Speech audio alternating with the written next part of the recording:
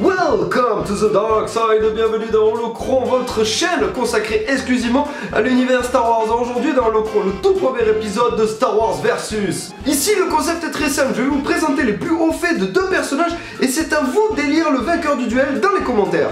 Round 1, Ahsoka Tano. Eh, tu te calmes de suite, Vador. Ok, j'arrive. Ahsoka est une Togruta qui va s'illustrer pendant la guerre des clones, surtout en étant la padawan du célébrissime Anakin Skywalker. Affublée du petit nom de Chippy et plus tard du petit nom de Fulcrum, Ahsoka Tano est un personnage extrêmement intéressant. Accompagnée de son maître Anakin Skywalker, celle-ci participera à la mission de la poursuite du cristal de mémoire Kyber, où durant cette mission elle va illustrer tout son courage et toute son abnégation en combattant le chasseur de primes Cad Bane. C'est d'ailleurs grâce à Ahsoka qu'Anakin Skywalker a pu comprendre que Cad Bane s'était déguisé en soldat clone afin d'échapper aux deux Jedi.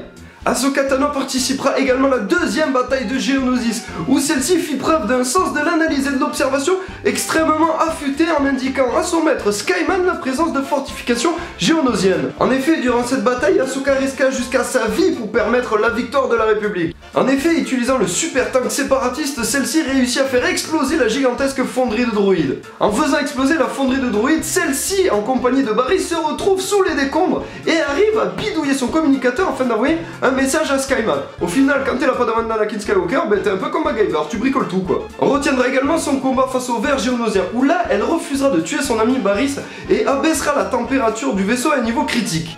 Durant la guerre des clones, Ahsoka Tano va prouver qu'elle est une véritable manos d'homme, surtout pendant la bataille de Mon Calamari ou encore l'espèce de petite bataille qui l'oppose au trône de champ. Chippy n'est certainement pas la Jedi ou la padawan la plus forte de l'ordre Jedi, mais son courage et son intelligence font d'elle une combattante hors pair et quelqu'un à qui on peut réellement faire confiance. On peut prendre l'exemple de la mission de la Citadelle, où là, Chippy va réellement s'illustrer. En effet, accompagné d'Obi-Wan et d'Anakin, ceux-ci ont pour mission de libérer Maître Pile et Tarkin qui ont tous les deux la moitié d'une carte qui les conduit à une route hyperspatiale. Maître Pile trouvera d'ailleurs la mort durant cette mission de la Citadelle, mais juste avant de mourir, il trouvera assez de force, assez de ressources pour transmettre les informations qu'il a en sa possession à Ahsoka Tano. Hello, darkness, my old friend. Rex, en parlant de Tano, dira même à Tarkin que celle-ci est un formidable commandant. On peut voir qu'Ahsoka Tano est un personnage extrêmement intéressant d'après son courage et son abnégation, mais le moment qui va réellement marquer sa vie, c'est l'attentat du Temple Jedi. Piégée alors par Barry, celle-ci va fuir pendant plusieurs jours son maître Anakin Skywalker et les différents bataillons de clones qui sont à sa recherche. Elle s'alliera d'ailleurs avec Asajj Ventress afin de prouver son innocence. Le Conseil Jedi, qui à ce moment-là de l'histoire Star Wars n'a plus aucune clairvoyance, la croit absolument coupable, mais celle-ci va réussir à prouver son innocence grâce à l'aide de Skyman et d'Asajj Ventress. Yoda en personne lui demandera alors de revenir au sein de l'ordre Jedi, et celle-ci, comme une véritable thug, va claquer la porte du temple et rendre ses sabres laser. Même si Chippy ne fait plus partie de l'ordre Jedi, celle-ci participera à la bataille de Mandalore. Accompagnée alors de Rex, celle-ci va combattre Dark Maul et va même la capturer juste avant l'ordre 66 et que la République Galactique ne s'effondre. Après l'exécution de l'ordre 66, Ahsoka va fuir de planète en planète et va rencontrer Bail Organa qui va lui offrir le poste de coordinatrice de diverses cellules rebelles. À ce moment-là de sa vie, elle va prendre le pseudonyme de Fulcrum. Alors accompagnée de Bail Organa, Ahsoka affrontera plus tard un inquisiteur dont elle arrivera à se défaire et récupérera les cristaux Kyber afin d'élaborer ses deux sabres laser à l'herbe blanche si particuliers. Plus tard, elle affrontera même son ancien maître Anakin Skywalker qui est entre-temps devenu Dark Vador. On a donc pu voir que Chippy est un personnage absolument charismatique, faisant preuve d'un courage énorme. Certes, elle n'est pas la meilleure des Jedi ou la meilleure des Padawan, mais elle est réellement une combattante hors pair, meneuse d'hommes, excellente pilote, enfin bref, Ahsoka est un personnage mythique et cultissime de la saga Star Wars. Round 2, Galen Marek alias Starkiller. Galen Marek ou Starkiller est l'apprenti caché de Dark Vador et sûrement l'un des personnages les plus pétés de l'univers Star Wars. Le mec est carrément cheaté.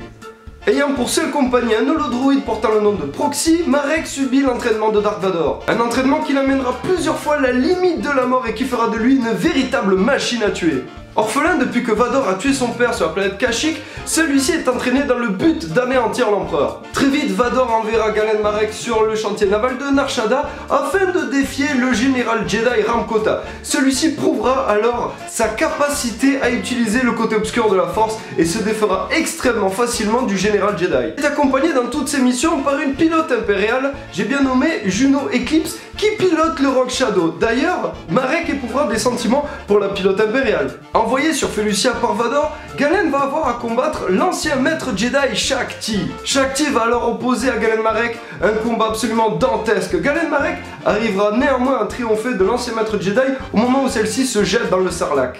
Ici, au final, il ne sert à rien d'énumérer tous les combats qu'a livré Starkiller, car en effet, par rapport à Ahsoka Tano, il est immensément plus puissant, mais néanmoins, il est beaucoup plus manipulable. Preuve de son infinie crédulité, on peut prendre le moment où Dark Vador demande à Starkiller de revenir au sein de l'Executor afin de combattre l'empereur Palpatine. Ce que Galen s'empresse de faire. Une fois arrivé à bord du vaisseau, Dark Vador le blessera mortellement et le propulsera dans l'espace intersidéral. Galen Marek ne mourra pas à ce moment-là, car un droïde est envoyé pour le récupérer et pour le ramener sur le destroyer à l'Empirique afin d'être soigné. Une fois soigné, Vador lui apprend que pour détourner l'intention de l'empereur, celui-ci doit fonder une véritable alliance rebelle. On peut donc voir que Galen fait preuve d'une immense crédulité en gobant littéralement l'histoire de Dark Vador, mais on peut également voir que celui-ci a une maîtrise de la force extrêmement badass. En effet, lors de son intervention sur Raxus Prime, celui-ci en utilisant la force arrive à stopper la chute d'un Star Destroyer. Le mec, il est pété. Il est pété ce perso. Suite à la demande de Vador, Starkiller va réunir Garm Bail Iblis ainsi que Bail Organa ou encore Mon Mothma afin de créer l'Alliance Rebelle. Il sauvera d'ailleurs la princesse Leia et ira chercher le général Rahm Kota qui sera devenu aveugle entre temps. Ceux-ci vont tous se retrouver sur Corellia et fonder l'Alliance Rebelle. Une nouvelle fois, Starkiller sera trahi par Vador, et oui, décidément, l'histoire se répète. Celui-ci, au final, a orchestré toute cette duperie afin de capturer l'ensemble des dirigeants rebelles en un seul coup. Galen a donc tous les pouvoirs d'un Sith, mais il n'en a véritablement pas le talent. Néanmoins, il y a quelque chose que les Sith n'ont pas, un cœur et un courage absolument sans faille. Accompagné de Juno Eclipse, Starkiller va intervenir dans l'étoile de la mort afin de extraire les différents chefs rebelles qui sont emprisonnés. Dans l'étoile de la mort, Galen affrontera son ancien maître Dark Vador ainsi que l'empereur. Et là on va réellement voir toute l'étendue du pouvoir de Starkiller qui arrivera à se défaire de ses deux adversaires. Même si Galen a l'avantage sur Dark Vador et l'empereur, celui-ci va néanmoins se sacrifier afin de permettre à ses amis de fuir l'étoile de la mort. Voilà, je vous ai présenté les plus hauts faits des deux personnages que sont Ahsoka Tano et Galen Marek. Et maintenant c'est à vous de voter en commentaire pour élire le personnage que vous avez préféré ou bien le personnage que vous avez trouvé juste le plus badass. Et c'est la fin de cet épisode, j'espère que vous l'avez aimé. En tout cas, n'hésitez pas à me le dire. Si vous avez aimé, je vous referai d'autres vidéos de ce type Star Wars Versus. Voilà, je compte en faire une petite série sur la chaîne. Donc voilà, n'hésitez pas à me dire ce que vous en avez pensé en commentaire. En attendant, derrière moi va s'afficher le prochain sujet d'émission de l'Holocron, voilà, qui sortira la semaine prochaine et j'espère que ça va réellement vous plaire. En attendant, n'hésitez pas à lâcher